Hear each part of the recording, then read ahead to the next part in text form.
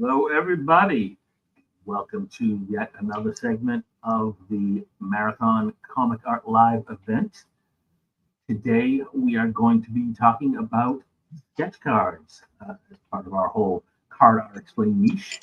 We have two artists joining us today to do some live drawing and to specifically talk about this relatively new concept that's been launched in the community called Sketch Card Wars. And give you guys a glimpse of what that's like. Sketch Card Wars, in a nutshell, is this concept where you get a bunch of artists, typically 4 artists. You have a random wheel of characters that different people contribute to. You spin it, and then everybody has half an hour to draw whatever character has been picked. We're not going to do a full official episode here. We're just going to do sort of a mock-up to give you an idea of what it's like. Sketch Card Wars runs every other Sunday night on their own channel. I'll have the founder of that in a second give us all that information.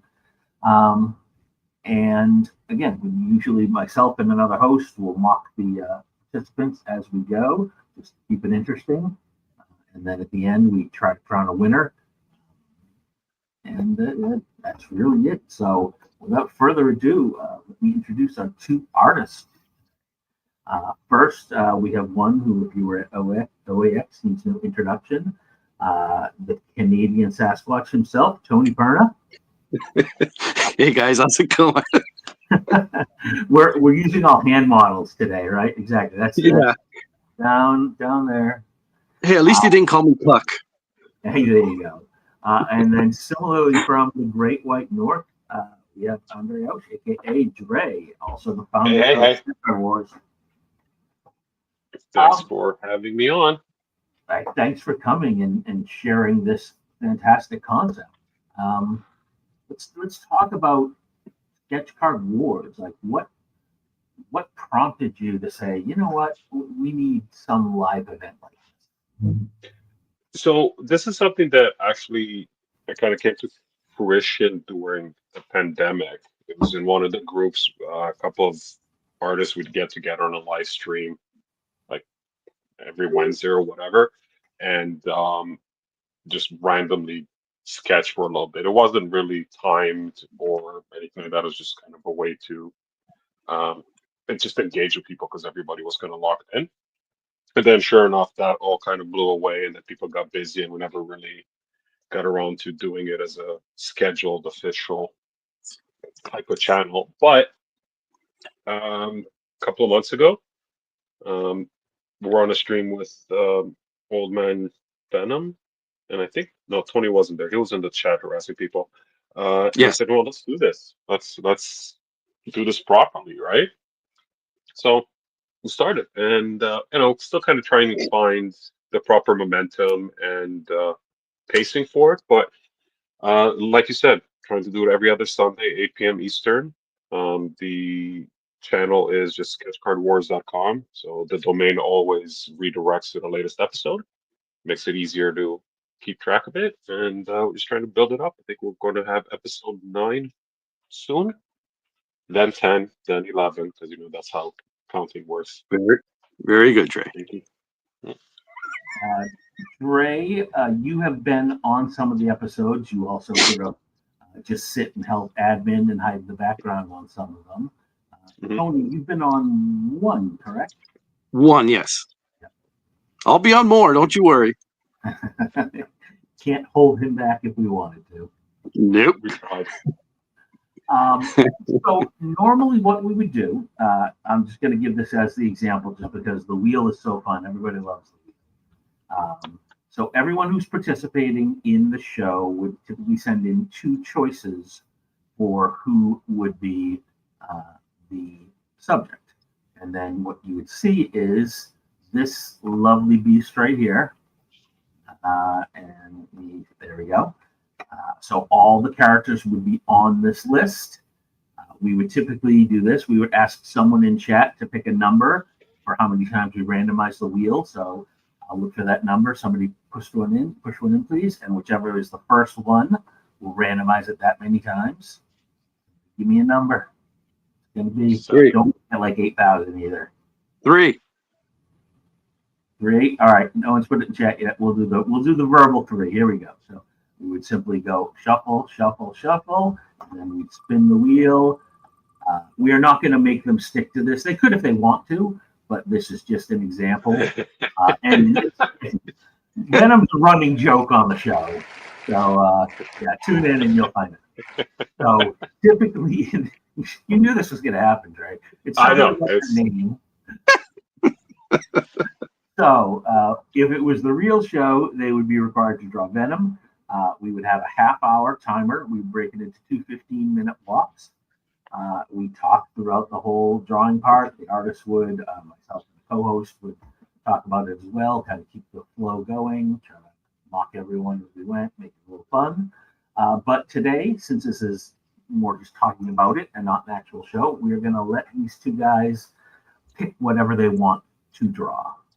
We will still try to keep it more or less within a window. I think we've got 54 minutes left now, so we might say it's 50 minutes. I will note at the 30-minute mark when it is that, just so we could see this is maybe where we would have been at the end of a typical show.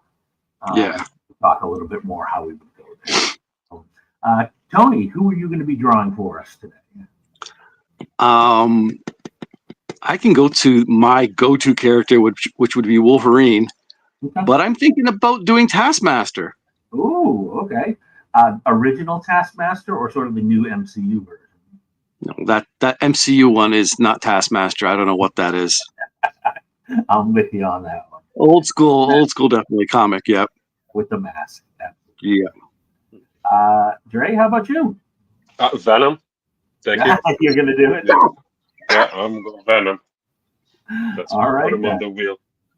Yeah, and I'm not going to go sketch card size because it's not a sanctioned event. This is an exhibition match, so You're going there's large. no rules. There you go. Oh, Yeah. well, then let me take out my sculpting putty then, and I'm just going to sculpt something. Go for it. No, I'm kidding. As long as you hum the ghost song in the background. Oh, my God. I can have Elaine behind me. Yeah. 247 asking how you win Sketch Card Wars, and I'd say it's a twofold answer. We do have the participants and chat kind of chime in on who they thought won, but as we like to say, in the end, the prize was the friends we made along the way. So we're all winners. Cheap. Yeah, right. Yeah, until we get a sponsor. Okay, then. So with that, I would get the timer ready. Like I said, it's not official, but I'm going to say out loud so everyone check and see this is how we do it. And yeah, let's be. Oh, we normally do like pencils down. So this is how we know they're ready. And once every member has their pencil down, I'd say, all right, we're going to begin in 3, 2, 1, and go. All right. So yeah, the wheel is always sort of the highlight. For those who aren't members or not viewers of the show, Venom seems to hit every time anything Venom related would come up, and to the point where we actually banned Venom for being one of the choices. You should ban Venom. Yeah. Symbiotes aren't allowed. And in fact, I think at one point we said no Venom, but I think Joseph got a workaround by doing Venomized somebody. Yeah. That's sneaky guy. So I think it's now no symbiotes in fact. That's correct. No symbiotes. So we may revisit it at some point. Yeah. Was definitely beating it there. Well, the thought and the plan is, as we, build up more episodes and build up viewership and engagement, is start doing more thematic things and start bending the rules. So originally, Venomized would have been one of the themes. So it would be like a 2-tier thing where it's pick a character from the wheel and then add a Venomized modifier to it. So you could get, I don't know. Like a Venomized Optimus Prime? Yeah, exactly. So it could be, whatever character wheels, you get Optimus Prime, and then the modifier is Venomized. I mean, that's how we ended up with we did that one episode where Matt threw in the gender bender modifier, and we had to Yep, I've been trying to put one of my modifier ones is Duke cosplaying as. So it would have to be Duke Oh, there you go. a second time to see who's cosplaying as. And you did land one episode. Yep. So can't go wrong with that. No. What is yours, Dre? More like a 4x6? It's a piece of crap, so I think it's more like 5x7. If I measure, like, yeah, just 5.5 by 7.5 roughly. So he's doing one of the oversized Marvel Premiere size. Yeah, like essentially. Again, during the actual sketch card wars, we're limited to 2x3. Although we could do one of those very special episodes and do a large one. I suppose that's an interesting idea, actually. Maybe give people a break from that smaller size. Yeah, call it the supersize episode. There you go. So let's start with a couple questions. So, Dre, I'm going to start with you. Okay. When were you first introduced to sketch cards as a concept? Like, how did this even show up on your radar? It's got to be like 2015, 2016, and it just popped up on Instagram. I was scrolling stuff, and I saw more and more, because the algorithm works. You see one thing that you like, and then all of a sudden you see more and more of them. So I saw somebody doing a sketch card, showing a sketch card, and then just started seeing more and more of it. It definitely wasn't you. Yeah. You know what? I think it was Jeff. I think his name is Jeff Lafferty. Jeff Lafferty, yep. Yeah, he used to do a lot of YouTube stuff as well. So it might have been him that was talking about it. And then I started kind of digging in a little bit, trying to figure out what this is. And it was like, oh, wait, there's Star Wars, there's Marvel, there's DC, there's all the good stuff. So that was my first exposure to it. And then because your first set, I believe, was Premiere 2017, correct? That's correct. Now, did you chase down Upper Deck, or did they find you? So what I was doing was I started doing some sketch cards and just sketches, not actual sketch card size, but smaller things. And I kept on tagging sketch card. And then one day Upper Deck just DM'd me on Instagram and said, would you be interested? And yeah, that's how that happened. So it was made. So yeah, it was. And I had no concept of what the process is like and kind of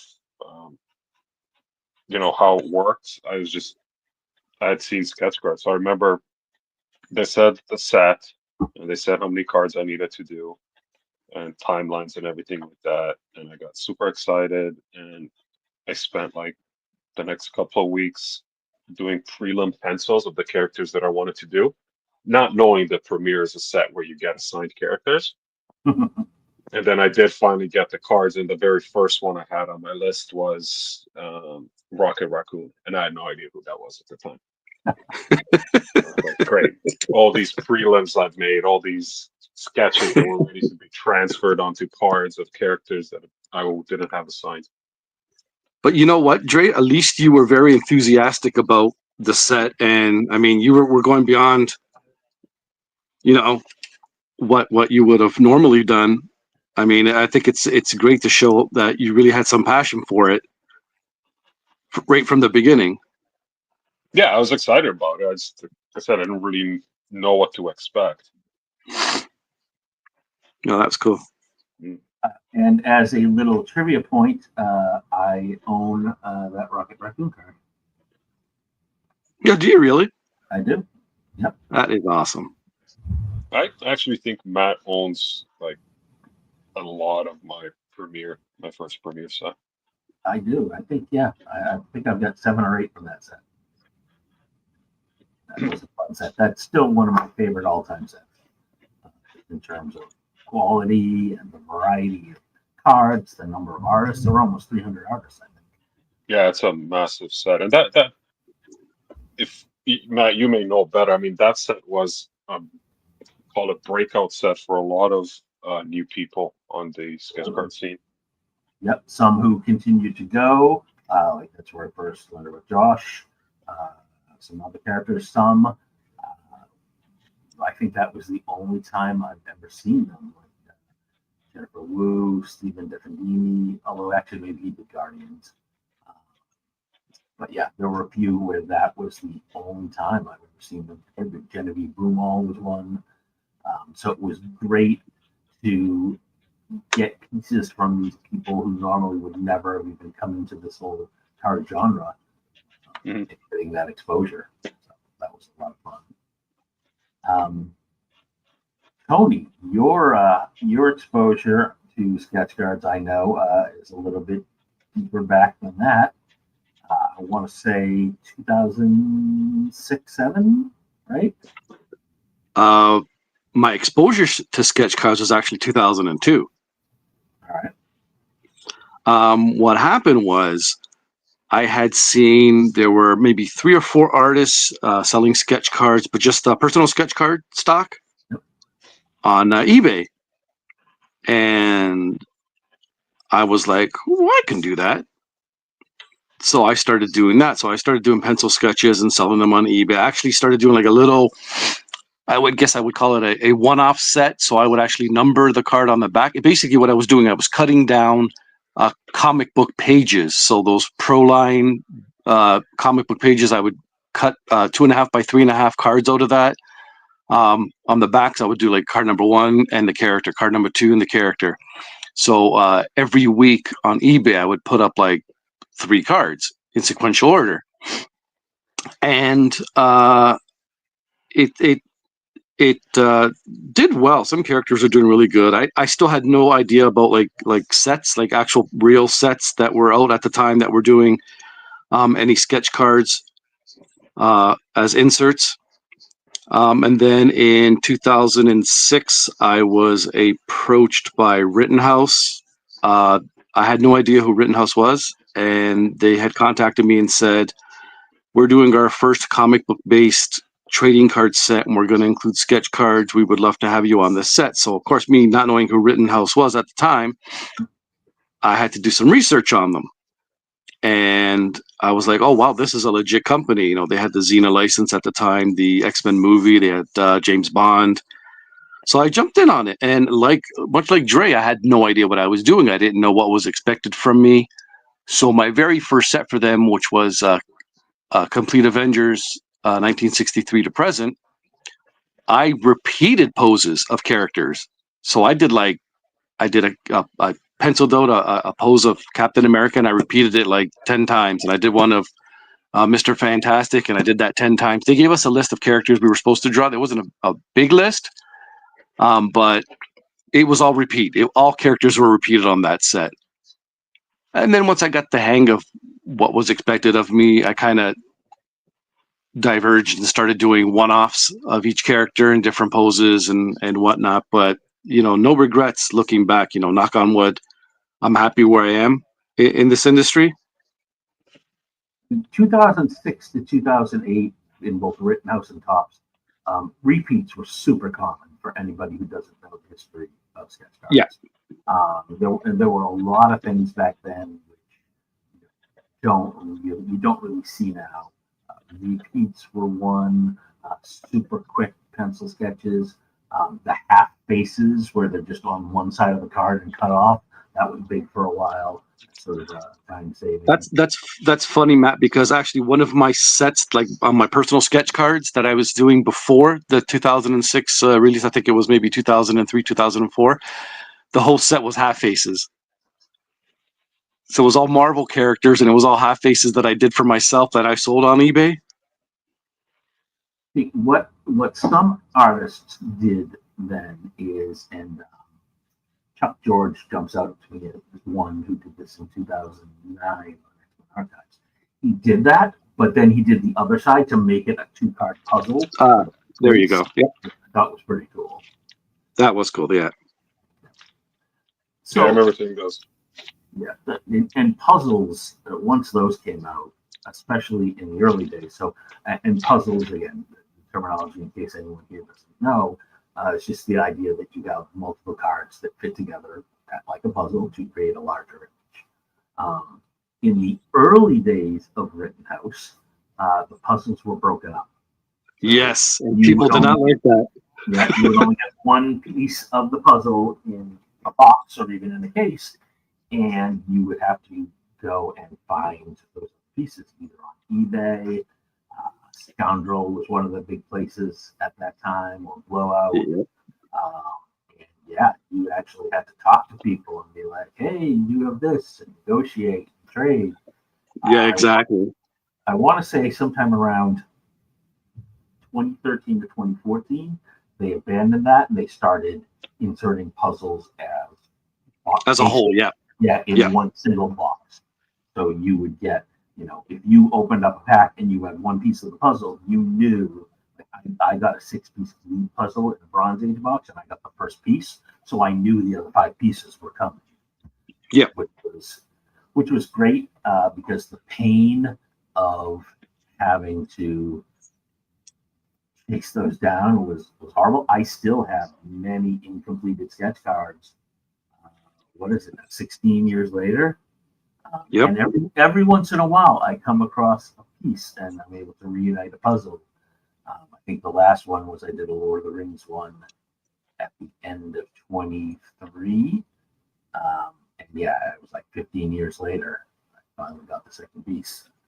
Oh wow, Matt, isn't it true that sometimes we didn't know what the whole piece looked like? So Yep. you didn't even know like what you had to look for?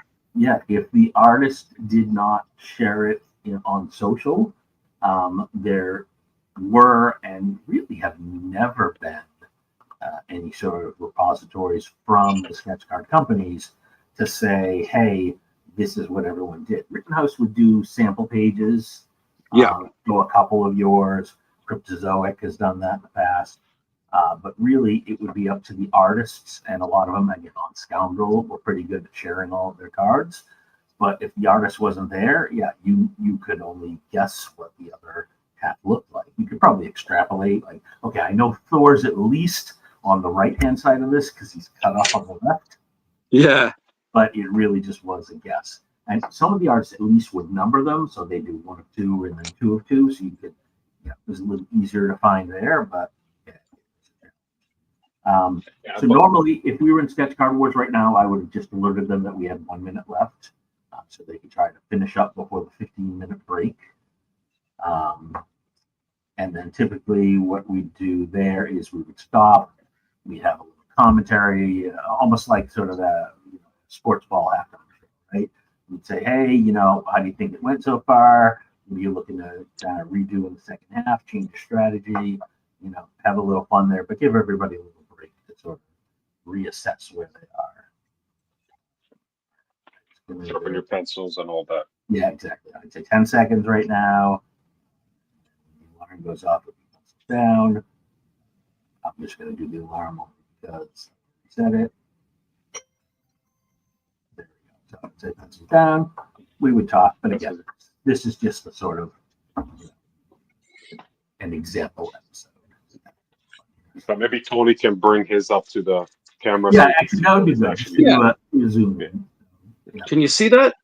Yeah, it's a little light. I can see you're starting to ink the hood right now, right? Yeah. Yeah, the pencil's a little tough in that bright light. Well, excuse me. Definitely working. Yeah, and in this case, we would certainly have to have mocked Tony for not playing to the camera here. Just because he's so easy to poke on. So we'll continue going, and I'd set the second 15, and we'd say go, go, go. So you had done PSC stuff, and then you got brought in on some official sets.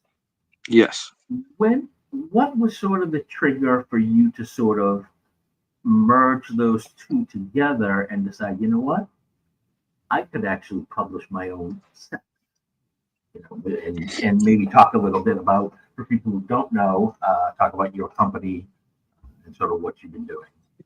Okay, so what happened was in 2009, because we were literally, like Elaine saw, I was jumping from one set to another set, and it was hardly any break. But then you kind of think of all the work you put in.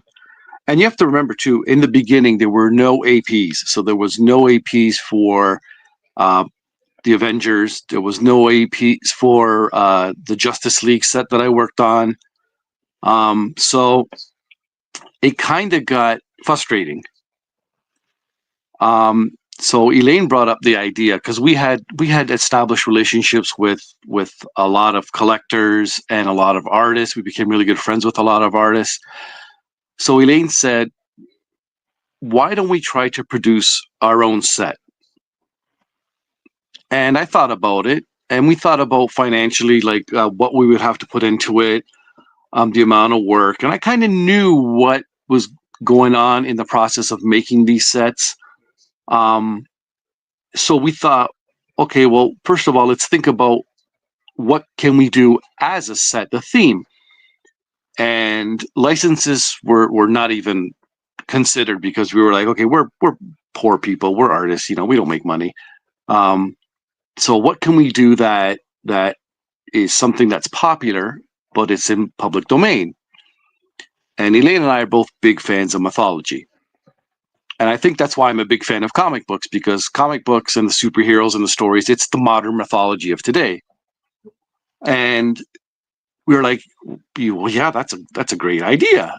So Elaine says, okay, well, we have enough money to either pay off our credit card or invest it in a set to get the cards printed, to hire the artists and whatnot. So we said, let's go for the set. Let's do that. So we approached some artists and we said, listen, we're putting a set together. Would you mind? We want to hire you to do artwork for a base card. We'll pay you for it. You get to keep the original art. You can sell it. Ask, if they want to do some sketch cards for us. And the response was very overwhelming. So we were like, yeah, let's do it. So we did our first set. We added some like special cards in it. We did hollow foil cards. We did not hollow foil, lenticular cards. We did spot gloss, spot foil, and it was a success. And we were like, oh wow, like maybe we jumped it. But the thing is, I didn't want to break away from doing the Marvel cards for the sets. I still wanted to maintain my status in that area.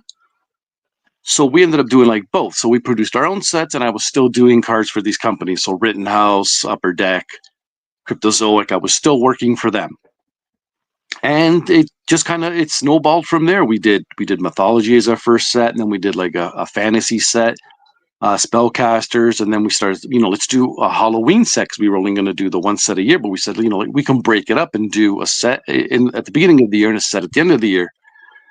So we ended up doing a Halloween set, and our sets were super popular. They sold out. We were blown away by one set. And I actually honestly can't remember which one it was. It might have been a mythology set, but it sold out like in 10 minutes. Now we don't produce huge numbers like these other companies, but for a small company and to have that faith of the buyers, it was overwhelming. It was amazing. So we just continued, and we're still doing. We started 2012, and we're still going strong. So then you just recently released Myth and Legend, right? Yeah. Creatures of Myth and Legend was released. We had a little bit of a hiccup with what's going on with the world today. For some reason, the Filipino government there is trying to extort money.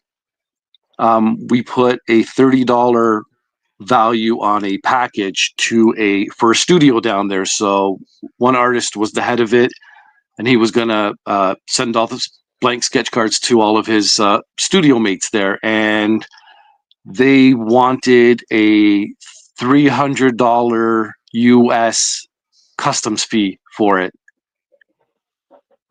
And I couldn't justify that. I said, how can a $30 Canadian package get charged a $300 US? And it made no sense to me whatsoever. It got paid, and we ended up, and because the artists wanted the work, they said they needed the work, so that ended up happening. But we're gonna have to see what the future holds, because if this is gonna be a repeating thing, with the Filipino government, then it might be just too much of a headache. That's my story. And you're sticking to it, right? And I'm sticking to it exactly. So but now no regrets. I mean, and you remain on the 2-a-year cadence, correct? Yes, that's correct. Yeah. And then as far as contributing to other IPs, you typically limit yourself to about 10 cards, right? In the beginning, it was a lot more. Like in the beginning, I remember Rittenhouse. It was the Avengers. The first Avengers set was 200 and something cards. The Justice League was 200 and something cards. I did the first my first top set was the Lord of the Rings Masterpieces 2, and I did 206 cards for that set. Mind you, they were not full color, so we were allowed to do pencils and inks and colors, and most of mine were penciled. And then I started bringing the numbers down. So I was Fantastic Four was like 100, X-Men was 100 or 150. Then Women of Marvel, Dangerous Diva, the first Dangerous Diva set. I believe I was the 9-case incentive for that. So there was a certain amount I had to do. I was obligated to do a certain amount. But the numbers just started getting less and less, and I was okay with it because I told them that's what I wanted to do. You know, they always ask me, you know, can you do X amount of cards? And it's usually it's still like they ask me to do like 80 cards, and I'm like, well, can I do 10 instead?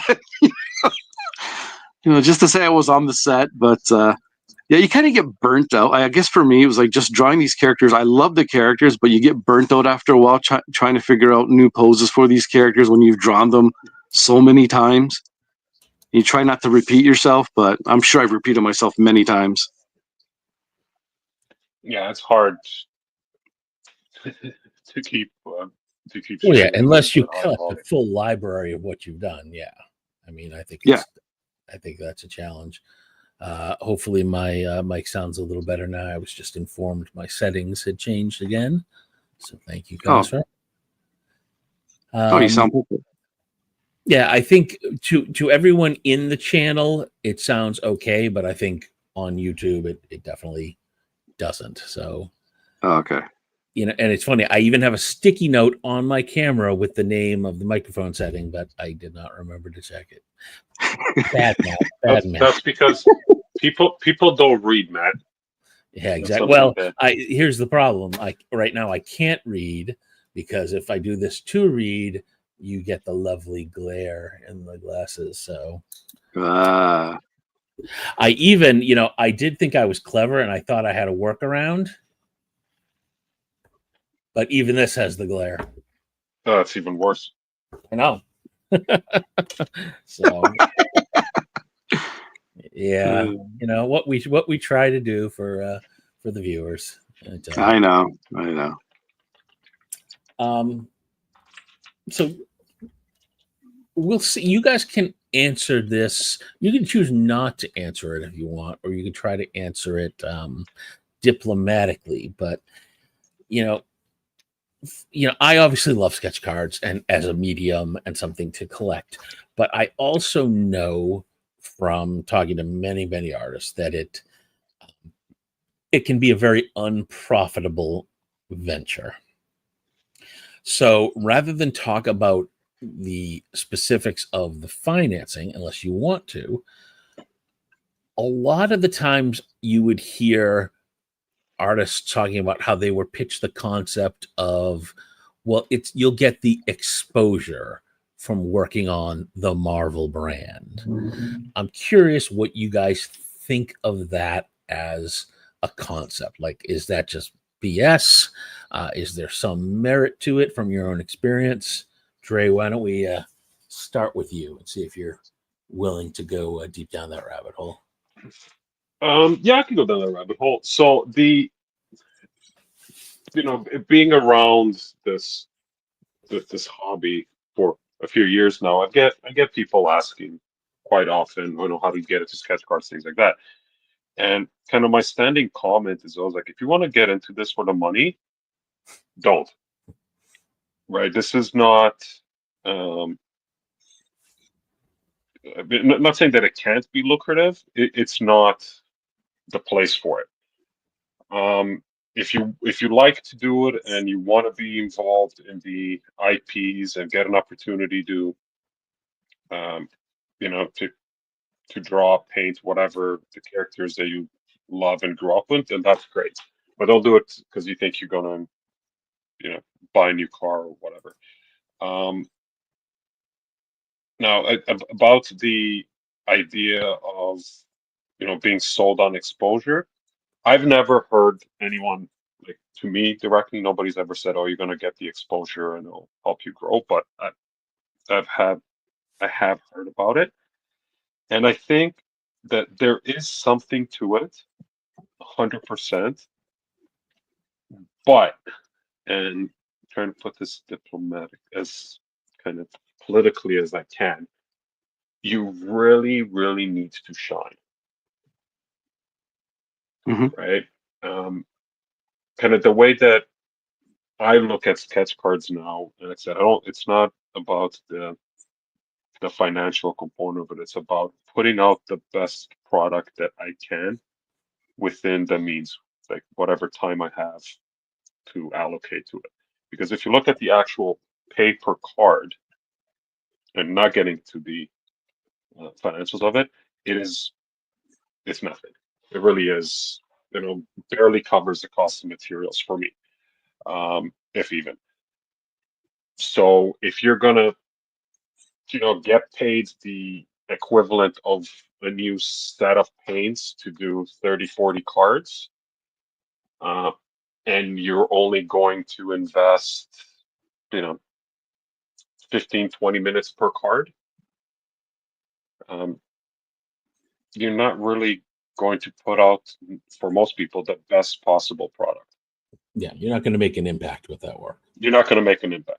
But if you are going to, you know, put in the time and put out a really, really outstanding product that stands out, that really resonates with collectors, there is going to be residual benefits to it, outside of the sketch card world, because you will get attention, you will get notoriety, and there's opportunities to move on and work on larger, more right, call them recognized type projects. And we've seen many artists that worked in sketch cards that are published and doing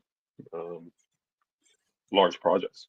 Yeah, I mean, it also seems to me the artists who I've seen have been most successful, who have started in sketch cards, they view sketch cards as just one tent pole in their overall marketing plan, right? You need to market yourself, you need to self-advocate, you need to use that as an opportunity to continue to get your name out there. Like Dre, I know I've seen you do the videos where you do the card reveal. I can't remember if it's Instagram or TikTok, but I see those all the time. So you're out there using all the channels to promote yourself. I've always said the first example where I really saw it sort of in your face of people grabbing their own brand, making their own brand essentially, was the Glebes. I think early on they did a great job of marketing themselves and getting their name out there. And I think they sort of set up a template that other people have followed. Tony, you sort of leveraged it in a different way into your own company. Normally I would have given people a warning, but that would have been the end of round 2. At this point, we were Is that what that was? and I can't. You're right. Obviously, we're not paying as much attention as we do on the real sketch card wars. Woo, that came out of nowhere. You caught me by surprise. Yeah, that's the problem with talking a little too much. And that's why we have 2 hosts to make sure we keep each other honest. Can you see that? Yeah, absolutely. Yeah. Very clean. Nice and clean. And a lot of times in fact, I think almost every artist has done this, other than the 1 or 2 who have actually somehow gotten to this really final card at the end of 30 minutes, which just sort of boggles my mind. Typically during sketch card wars, artists want to work on it a little more. So after the show, they'll sort of tighten it up and finish it. I think we've had buyers for every single sketch card. Tony, you sold yours, right? I did. I sold my my MODOK. Yep. Yeah. So it definitely is a great. Again, it look at sketch card wars as it's fun, but it also hits on what we just said, right? It's another marketing channel for artists to get their own brand out there. Exactly. And I think that's why it's so fun for people like myself, Nathan, and everybody who watches, is that we love, first of all, we love sketch cards, but we love the work of the artists who are on there. And when we have the opportunity to support these artists, it's sort of self-serving too, because the better the artist feels about sketch cards as a viable tool for making money, the more likely they are to stay in the medium, which is what we want, you know. We've seen so many artists who have come and were amazing, but it just didn't make sense financially, so they've moved on. But then there are also ones who did so good that they've moved on to comics and other bigger mediums, and obviously we're super happy for them there. It's always sad can't get their sketch cards anymore. Megan Hetrick's a great example, right? I adore her sketch cards, and then she just kind of moved on to the next thing, and they're like, no, we want more cards. But it's hard to be upset with someone who's really taken that next step in their career. So no, good for her. Good for her. Exactly.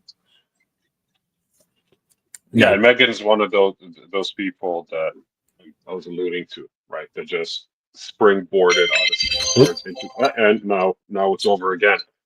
I did snooze. I did snooze instead of stop. Sorry. I just want to keep you guys on your toes. You're scaring me. All right. Jeez. Oh my Lord. But you know what? I am going to set a timer so I know when to end the show, because that will be sort of important, won't it? Perfect. We don't want to go over and risk upsetting anyone who's got the next show. And I love this whole weekend event. There's so many great shows on here. If you're just tuning here for the first time for some reason, definitely stick around on the channel. Go back and rewatch some of the shows that have already come. Some phenomenal content being made this weekend. And Bill and Kasra, as always, and all their new compatriots have done amazing work putting this together. So there's my plug. Tony. Yes. What is your least favorite thing to draw? Whether it be a genre, a character, a body part, what's the one thing that just makes you cringe thinking about drawing it? That's a loaded question. Just going to say that. Yeah.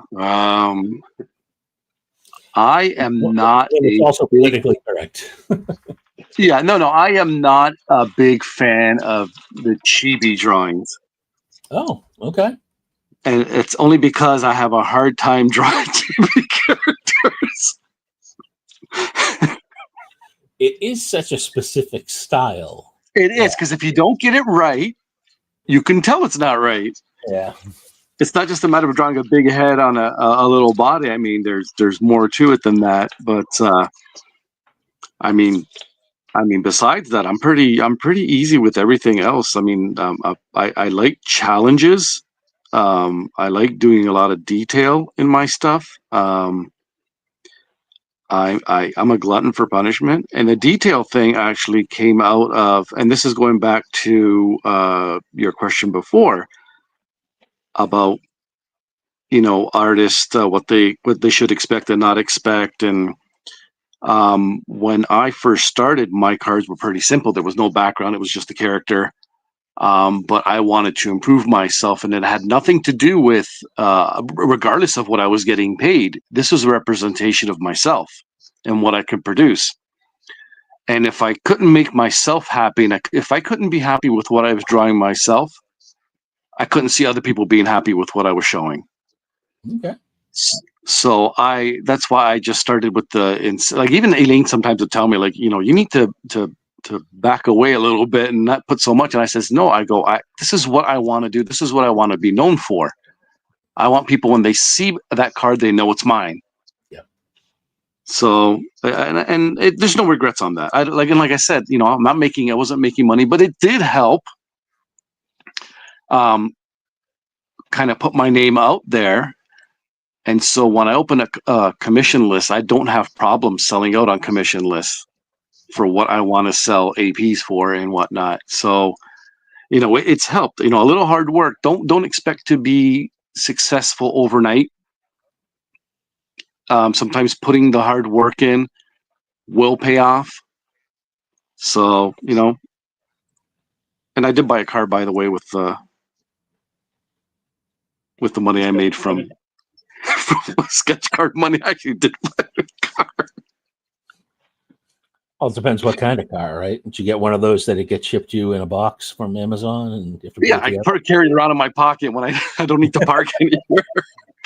Oh, I didn't say a full-size car. There you go. No, but yeah, definitely. If it's something you want to do, you got to go with it, kind of with the passion first, and the dynamics of it later. That's my opinion. Dre, what do you think? Anything you're just not a fan of? Toes? I don't. Soap. No, I'm okay with toes. Soap, yeah. I know I can say I don't like doing Juggernaut, and I'm sure there's other characters like that. I remember this conversation. And it's so, unless it's a creature like Venom, and this is why I like doing Venom, because there's really no rules. There's a very general aesthetic to it, and as long as you stick to it, you can kind of go whichever direction. You can do the long face, the white face, the duck face, whatever, and it all works. But for other characters that are human based, like Juggernaut, the way I look at things, I try to come up with the concept in my head is like, I need to understand what's happening in the scene, in the costume, in the hardware. And I can't for the life of me understand how that fishbowl would sit on a torso. Yeah. It's not physically possible. So because of that, I don't know how to draw that dome on his head. Yeah. His ratios are all over the map too, right? There's the famous one where Wolverine brings Colossus into a bar and gets him into a fight with Juggernaut. Yeah, he's got no. And he's not that much bigger than Colossus in that fight. But there are other ones where he looks like he's about 12 feet tall. So yeah, every artist draws him so different, and the size variation is insane. Yeah. So yeah, but if you didn't have that helmet, or if we put on a traditional 80s wrestling cap, like with the earmuffs or whatever they're called, no, I'd be fine. But to put the dome on him, I don't understand it. Well, originally in the comics, under the dome, he actually had a smaller helmet that actually was form-fitting to his head. But they don't draw that anymore. Yeah, but I don't understand how the dome would be sitting. What's the dome sitting on? It's the magic of Sidorak. Yeah. Well, you would assume it's on some sort of a shoulder brace or something like that, right?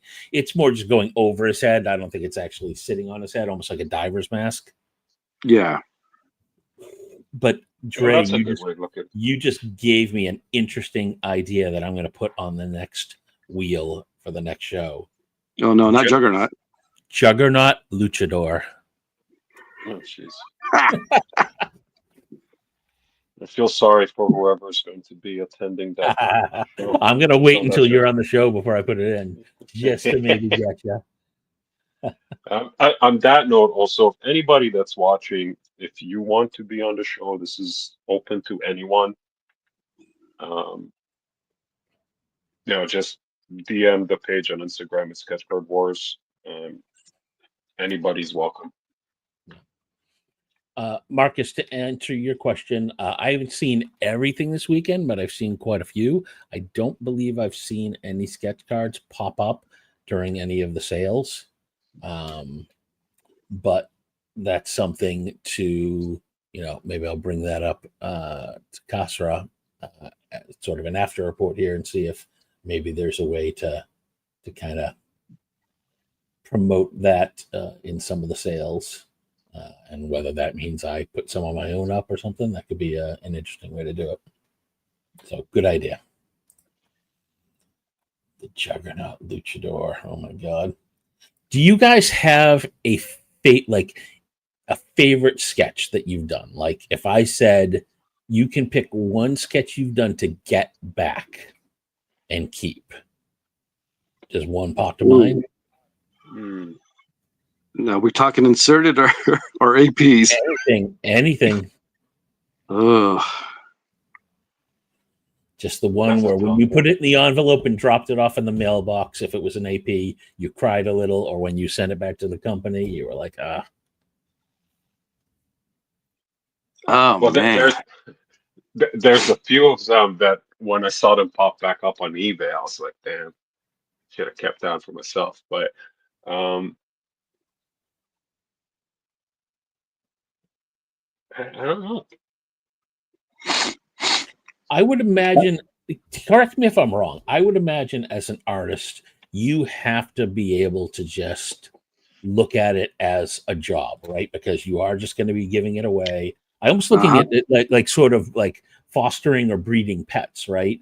You can't get too attached if you know you're going to be giving this stuff away, right? Otherwise, it'll just eat you up inside.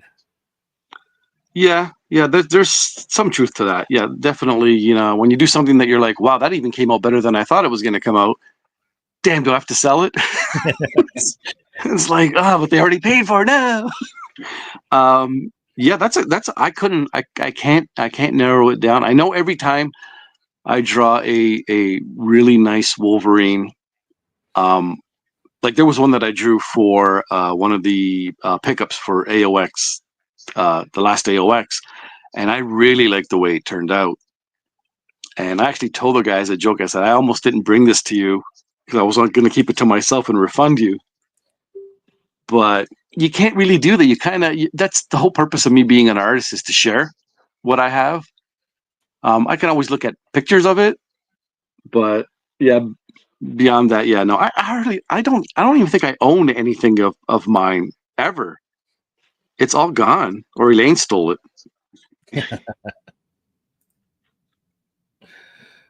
Dre? Yeah, I can't think of. I mean, there's obviously cards that I really like, and I'd like to say I love all my children equally, but some are nicer than others, or resonate with me more than others. But yeah, I'm with Tony. I don't think I would put it up on the wall in my house. If there's any that I can think of. Got it. I mean, ultimately, probably Tony can agree, is if I did something I really, really liked it, I could always do it again. Yep. Right. So to the point where I want to keep it. And I've actually had cases where people ask me to redo something either at a different size or, more detailed or slight variations. Mm-hmm. So, of your own pieces. Of my own piece, yeah. Right. I mean, I've done, yeah. I mean, even recently I did on my Instagram, the last Venom head I posted, which is a sketch card. That's a sketch card size version of a 9x12 version, which is I posted a couple of months ago. Obviously not as detailed because this big versus big, but it's a perfect companion of it. Gotcha. Because we all, we won't get into this, but I'll mention it. We've all seen, there were some instances not too long ago where some artists, some quote unquote artists, were more or less tracing sketch cards that other people did. There was one seller on eBay who was commissioning them all and selling them. That was That was very disappointing, to say the least. And insulting, to be totally honest. Yeah. But as far as taking your own work and kind of doing twists on it, I love that concept. Mm-hmm. For sure. We still got 5 minutes left, but just to give you guys the heads up. Has it been 50 minutes already? Yeah, it's 2:55. Oh, wow. Yep. Time flies when you're sketching cards, I guess. Yeah. So now it's not as stressful for some reason now than when we're actually doing it on the show. I'm sure the bigger size doesn't hurt either, right? Yeah, the bigger size doesn't hurt. It is. We do. It is supposed to be fun, but you're right. I can see sometimes when you guys are talking about it, there's definitely that stress aspect. You know, Nathan and I, when we're on, we'll try to be goofy to try to alleviate some of that. But at the same time, I could see like an unintentional extra competitiveness coming through on something like this. So usually, sorry, go ahead. No, I was gonna say, yeah, no, you're right. It's not intentional, but it's funny because I'm drawing and Dre's drawing, so I'm like trying to put that extra oomph in my drawings, but it's not to be like, oh, I'm better than you. It's just like, oh, it just brings it out in me. Yeah, there's a competitive component to it. So normally at this point, we would just ask the artist, where do you see, if you're going to continue working on this, what do you see adding to this in order to sort of finish it up? So Dre, are you almost at the point where you're like, this is done, or do you see adding backgrounds? Where would you see this going? You know me better than that. This is nowhere near done. So I think what I'm going to do next is take this up to a board, get a proper 5x7 size, and then just start hitting with paint. I did erase the shoulders, which I kind of blocked in, so because they're coming up too high. But yeah, I would. Just a floating head would work too, with a nice painted background. Yeah, it needs a little something. It needs to be nested on something. I mean, I did the light source even on the rough inks coming up from up here, so there should be some sort of hint of a body, even though I'm not going to go into detail. But Tony, how about you? Yeah, I'm gonna end up finishing this off. Probably put a background on it, coloring it up. I think it's gonna be definitely gonna finish it. He's got some nice colors on his costume too, so he's got some fun patterns. But yeah, it's a lot of people don't like the kind of that orangey and the blue mix, but I do it more of like an ochre type thing. The same color I use for Wolverine's brown and tan, so it works a lot better. Well, I'm sorry, Mr. Fancy Artist with his ochre. Oh, sorry. Maybe I'll touch it with a little cerulean blue. Actually, I do use that. There you go. Oh my Lord! Yeah. I love you, Matt. Yeah, so we're gonna wrap it up. I know there's an outro on this video that's gonna play, so we'll be wrapping this up. I wanted to say, obviously, thank you to both of my artists here for joining us. Thank you. Thank you to everybody in the chat who participated. Chat always is sort of the way to go with these things. It really, kind of the third co-host, or in this case, the second co-host. So really love having you guys here. Hope you found this entertaining. And if you like either of these pieces, as always, the artists typically will make these available for sale. So don't hesitate to reach out to them. And if you've got the interest, and they're also typically open to commissions, talk to them. They'll let you know what their lists are looking like and their availability. So with that, we're going to end it now. Again, thanks everybody, and we will see you guys hopefully at the next official Sketch Card Wars. Definitely keep your eyes out and join us over there. Thanks everybody. Thanks everybody.